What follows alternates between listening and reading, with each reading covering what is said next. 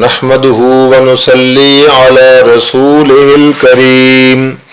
أما بعد فأعوذ بالله من الشيطان الرجيم بسم الله الرحمن الرحيم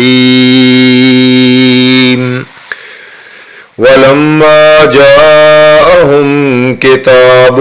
من عند الله مصدق لما معهم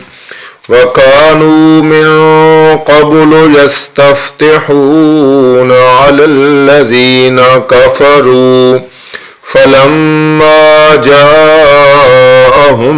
ما عرفوا كفروا به فلعنة الله على الكافرين آمنت بالله صدق اللہ العظیم۔ انتہائی قابل احترام سامعین ذی وقار آپ حضرات کی خدمت میں سورۃ البقرہ کی آیت نمبر 89 یعنی 89 تلاوت کی ہے، اور جیسا کہ آپ تمام احباب بخوبی جانتے ہیں کہ بحمد اللہ تعالی ہم درس قرآن کو بالترتیب بیان کر رہے ہیں، اور جو ہمارے درس کی خصوصیت ہے کہ جو قرآن و حدیث میں سابقہ کے واقعات بیان ہوئی ہیں، ان واقعات کو محض بیان کرنا نہیں ہے، بلکہ وہ جو تباہ ہونے والی اقوام ہیں وہ کیوں تباہ ہوئیں، اور جو نجات پانے والی اقوام ہیں وہ نجات کیوں حاصل کر گئیں، ان کو ہم نے تقابل کر کے وہ نشانیاں اور وہ خوبیاں یا وہ جو جرائم تھے ان کو آج کے دور میں ڈھونڈنا ہے۔ اگر تباہ شدہ قوموں کی نشانیاں ہمارے اندر پائی جاتی ہیں تو ہمارے دن بھی گنے چنے ہیں، اور ہم بھی اللہ کے عذاب کا خدا نخواستہ شکار ہو سکتے ہیں۔ ہمیں اپنی اصلاح کرنی چاہیے،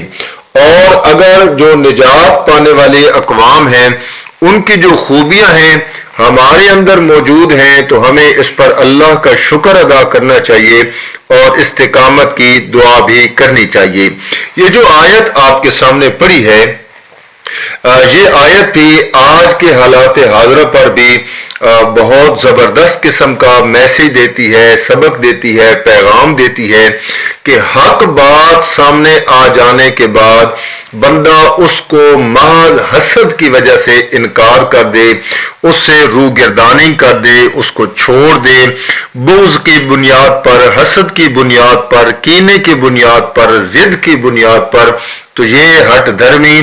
انسان کو نہ صرف کفر پر لے جاتی ہے بلکہ لعنت اللہ علی الکافرین، اللہ کی لعنت کا بھی بندہ مستحق ٹھہرتا ہے۔ چنانچہ اس آیت کا ترجمہ تفسیر میں آپ کے سامنے بیان کرتا ہوں، اور پھر یہ آیت آج کے حالات پر کس طرح سبق دیتی ہے، میسج دیتی ہے، اس کو بھی بیان کرتے ہیں۔ وَلَمَّا جَاءَهُمْ كِتَابٌ مِّنْ عِندِ اللَّهِ، اور جب آئی ان کے پاس کتاب اللہ تعالیٰ کی طرف سے، مصدق لما معہم، جو تصدیق کرنے والی تھی ان کے پاس جو تھی اس کی، وَقَالُوا مِن قَبْلُ، اور تھے وہ اس سے پہلے، یستفتحون، فتح مانگتے، علی الذین کفروا، ان لوگوں پر جنہوں نے کفر کیا، فلما جاءہم، پس جب آئی ان کے پاس،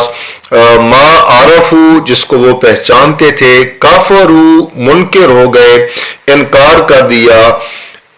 اس کا، کافروا بھی، انکار کر دیا اس کا، فلعنت اللہ، پس اللہ کی لعنت ہوئی، علی الکافرین، ان پر کافروں کے۔ یہ آیت تو ایک نیا رخ دیتی ہے، یعنی سابقہ آیات میں آپ سن چکے ہیں کہ جو موجودہ یہودیوں کے، یعنی جس وقت قرآن کا نزول ہو رہا تھا، ان یہودیوں کے جو اسلاف تھے ان کی کجروی، ان کی سنگ دلی اور ان کی جو ہٹ دھرمی اور ضد تھی اس کو بیان کیا گیا، اور اللہ کے انبیاء معجزات دکھاتے رہے، آیات بینات دکھاتے رہے، لیکن ان پر کوئی اثر نہ ہوا۔ اب یہاں سے اللہ تعالیٰ نے جو موجودہ یہودی تھے نزول قرآن کے وقت، تو ان کی کجروی اور شرارتوں کا ذکر کرتا ہے کہ کس طرح وہ رشد و ہدایت کے جو دلائل اور جو افہام اور تفہیم کے جو معتبر ذرائع تھے ان کی موجودگی میں ان کا کفر کرنا، ان کا انکار کرنا، ان کے جو خود سے باطن ہے اس کا حال یہ تھا کہ حضرت محمد صلی اللہ علیہ وآلہ وسلم کے جو ظہور ہے اور قرآن کا جو نزول ہے اس سے پہلے یہ لوگ دونوں کو مانتے تھے اور لوگوں سے کہتے پھرتے تھے کہ ایک اللہ کا پیغمبر آنے والا ہے، اس کی نشانیاں جو ہماری تورات میں ہیں، وہ جو بیان کی گئی ہیں وہ ساری کی ساری موجود ہیں اور عنقریب اس کا زمانہ آنے والا ہے۔ لیکن جیسے ہی وہ اللہ کا پیغمبر آ گیا اور اس نے کتاب کا دعویٰ کر دیا اور اپنے پیغمبر ہونے کا اعلان کر دیا اور یہ کہا کہ میرے اوپر اللہ تعالیٰ نے کتاب بھی نازل کی ہے، تو کافرو بھی یہ لوگ سارے کے سارے اس کا انکار کر بیٹھے کہ ہم تو اس کو نہیں مانتے، اور قرآن کہتا ہے کہ ما عرفو بھی، جس کو یہ اچھی طرح جانتے تھے پہچانتے تھے اس کا انہوں نے انکار کر دیا۔ اور اللہ فرماتے ہیں کہ انکار کرنے کی جو وجہ تھی اور جو مسئلہ تھا وہ یہ تھا کہ تفسیر مدارک والے نے اس کو بڑے زبردست الفاظ میں لکھا ہے، بغین حسدن حرصن علی الریاسہ، کہ بغض کی وجہ سے، ضد کی وجہ سے، حسد کی وجہ سے، حرص کی وجہ سے جو ہمارے پاس آؤ جلال ہے، جو ہمارے پاس شہرت ہے، جو ہمارے مریدوں کی آؤ بھگت ہے، جو چندے ہیں، جو نذرانے ہیں، اگر ہم حق بات کو قبول کر لیتے ہیں تو پھر یہ سب کچھ ہمیں یہاں سے ہاتھ دھونا پڑیں گے۔ چنانچہ انہوں نے کافرو بھی اس کا انکار کر دیا کہ جاؤ یہ لوگوں کو بتایا بھی نہ جائے کہ یہ وہی پیغمبر ہے، وگرنہ تمام عوام کا رخ اس طرف چلا گیا تو ہمارے پاس پھر کون بیٹھے گا۔ یعنی نتیجہ یہ نکلتا ہے کہ حق بات کو قبول نہ کرنا محض اس وجہ سے کہ حسد غالب آ جائے اور بندہ حق کا انکار کر دے، یعنی ایک طرف ایمان کے حاصل کرنے کے ذرائع موجود ہوں اور دوسری طرف انسان کے پاس ہو، ان ذرائع کے خلاف، اس داعی کے خلاف انسان ضد پر اڑ جائے تو یہ انسان کو بہت ذلت اور رسوا کر دیتی ہے۔ انسان کی جو شہرت ہے آہستہ آہستہ اللہ تعالیٰ اس کو بھی ختم کر دیتے ہیں۔ لیکن میں کہنا چاہتا ہوں بتانا چاہتا ہوں کہ یہ جو سارے حالات ہیں، یہ جو ساری باتیں ہیں، یہ صرف ان تک بند نہیں ہے کہ بس جو وہ کرتے تھے انہی کے ساتھ اس کا تعلق ہے۔ یاد رکھیں کہ آج کا مسلمان بھی ہمارے ہاں اس طرح کے حالات ہیں،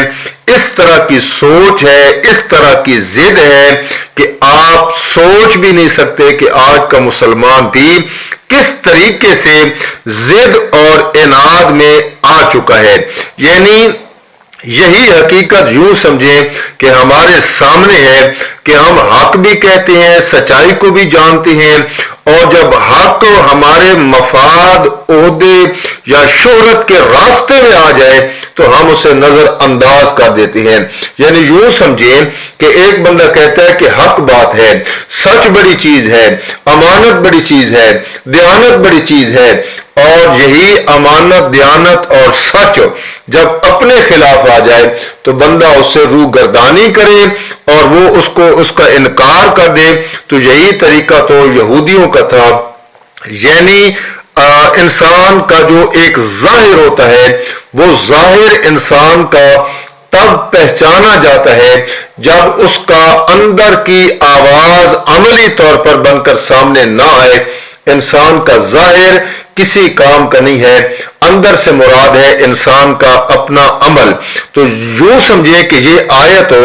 ہمیں یہ بات یاد دلاتی ہے کہ حقیقی جو عزت ہے اور جو وقار ہے وہ صرف اللہ کے فرمان میں ہے اور حق کی پیروی کرنے میں ہے۔ لہذا جو شخص ہو یا کوئی قوم اپنے مفاد اور اپنی طاقت اور دنیاوی خواہشات کے لیے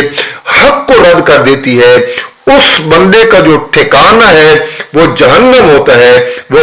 اللہ کی لعنت کا مستحق ٹھہرتا ہے۔ یوں نہیں ہے کہ بندہ کہے کہ بس میں حق ہر وقت کرتا پھرے، لیکن جب اس کے اپنے خلاف کوئی بات آ جاتی ہے وہ حسد کی آگ میں، یعنی اگر میں اس طرح کر دوں گا تو میری عزت برباد ہو جائے گی، اگر میں اس طرح کر دوں گا تو میری شہرت کم ہو جائے گی، اگر میں نے یہ بات مان لی تو میرا جو روب ہے عوام پہ ختم ہو جائے گا۔ یاد رکھیں ما عرفو بھی، یعنی یہ جو قرآن کی آیت ہم ذکر کر رہے ہیں، قرآن کہتا ہے کہ وَلَمَّا جَاءَهُمْ كِتَابٌ مِّنْ عِندِ اللَّهِ مُصَدِّقٌ لِّمَا مَعَهُمْ، جب آئی ان کے پاس کتاب یعنی قرآن جو اللہ تعالی کی طرف سے ہے، مُصَدِّقٌ لِّمَا مَعَهُمْ جو ان کی تصدیق کرتا تھا، یعنی جو تورات میں مسائل لکھے ہوئے تھے قرآن نے بھی اس کی تصدیق کر دی۔ یعنی یہاں سے یہ سمجھ آیا کہ یہ جو محمد عربی صلی اللہ علیہ وآلہ وسلم دعویٰ کر رہے ہیں کہ یہ اللہ کی کتاب ہے، یہ اللہ کی کتاب سچ ہونے میں دلیل ہے کہ تورات اور اس کی باتیں ملتی ہیں۔ تو جب تورات اللہ کی بات ہے، اللہ کی کتاب ہے، تو قرآن بھی اللہ کی کتاب ہے۔ اور قرآن کہتے ہیں کہ وَقَالُوا مِن قَبْلُ يَسْتَفْتِحُونَ عَلَى الَّذِينَ كَفَرُوا، یہ لوگ اس سے پہلے لوگوں سے باتیں کرتے تھے، ایک آخر الزمان پیغمبر آنے والا ہے، اس کا دور آنے والا ہے، ان قریب اس کی جو نشانیاں ہیں وہ مکمل ہو جائیں گی اور وہ رسول بھی آ جائے گا، کتاب نازل ہوگی، اس کے ظہور کا وقت تو قریب آن پہنچا ہے۔ یعنی یوں کہتے کہ یہ تو بہت بڑا کوئی نیک آدمی ہے، اس سے اپنی عزت کی کوئی پرواہ ہی نہیں ہے، یہ اس بندے کی تعریفیں کرتا ہے جو کتاب میں ہے۔ آج بہت سارے لوگ مسائل بیان کرتے ہیں لوگوں کے سامنے، سچ بولنا چاہیے، سچ بولنا چاہیے، حق کا ساتھ دینا چاہیے، حق کا ساتھ دینا چاہیے، ہم حق والے ہیں، لیکن وہی جب حق والی بات اپنے خلاف آ جاتی ہے اس وقت پھر آئیں بائیں شائیں کرنے لگتے ہیں۔ تو قرآن یہی منظر ان آیات میں پیش کرتا ہے کہ فَلَمَّا جَاءَهُم مَّا عَرَفُوا، جب آیا ان کے پاس وہ بات ما عرفو جس کو وہ پہچانتے تھے کہ رسول تو وہی آ گیا، کتاب تو وہی آ گئی، کافروا بھی، اس کا انکار کر دیا۔ آج ہمارے حالات قدرے مختلف نہیں ہیں، ہم حق بات پہچانتے ہیں، حق بات جانتے ہیں، سچائی کو جانتے ہیں، اندر کا جو ضمیر ہے اگر یہ باضمیر ہو تو یہ انسان کو اندر سے ملامت کرتا رہتا ہے اور اس ملامت کے آثار چہرے پر آتے رہتے ہیں، لیکن وہ چہرہ سمجھنے والے سمجھ جاتے ہیں کہ اندر اور باطن اور ظاہر میں فرق ہے، باہر کچھ اور ہے اندر کچھ اور ہے، کوئی بولے یا نہ بولے چہرہ بتا دیتا ہے، اور لیکن یہ بندہ چونکہ زبان اس کے کنٹرول میں ہے تو یہ بندہ انکار کر دیتا ہے، لیکن دن قیامت میدان معاشر نختم علی افواہہم وتکلمنا ایدیہم وتشہد ارجلہم بما کانوا یکسبون، جو کرتا تھا، جو لکھتا تھا، جو پڑھتا تھا، جو کام کرنے کے لیے دوڑتا تھا، آج سب